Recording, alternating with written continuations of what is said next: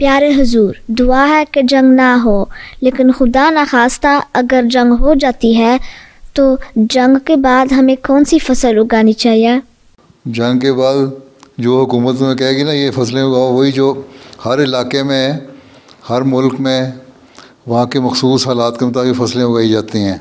हर फसल हर जगह तो नहीं हो सकती। यूरोप में सर्दियाँ होती हैं, यहाँ चावल नहीं काश्त हो सकता, और बाज़ फसलें ऐसी हैं जो गर्म इलाकों में नहीं हो सकती। तो हर इलाके में उनके हालात के मुताबिक फसलें उगाई जाती हैं।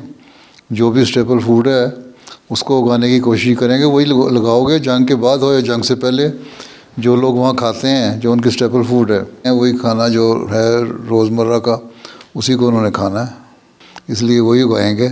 और इसके लिए अगर हुकूमत कायम है तो हुकूमत खुद ही रहनुमाई कर देगी कि क्या उगाएं, और ज़िम्मेदारों को खुद ही पता होता है। बाज़ दफ़ा हुकूमत पॉलिसियाँ नहीं बनाती तो ज़िम्मेदार खुद अपने हालात के मुताबिक फसलें उगानी शुरू कर देते हैं।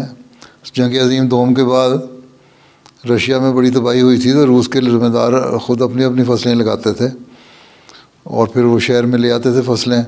शहर वालों को खाने को कुछ नहीं मिलता था तो वो शहर की बनी हुई चीज़ें बार्टर के तौर पर, वहाँ करेंसी नहीं फिर काम आती थी, बार्टर होता था, एक्सचेंज। वो जिन्स लेके आए और यहाँ से बाज़ार से उसके बदले में चीज़ें लेके चले गए जो शहरों में मिलती हैं। तो इसी तरह के हालात होते हैं। फिर जब हालात होते हैं तो फिर एडजस्ट कर लेता है इंसान।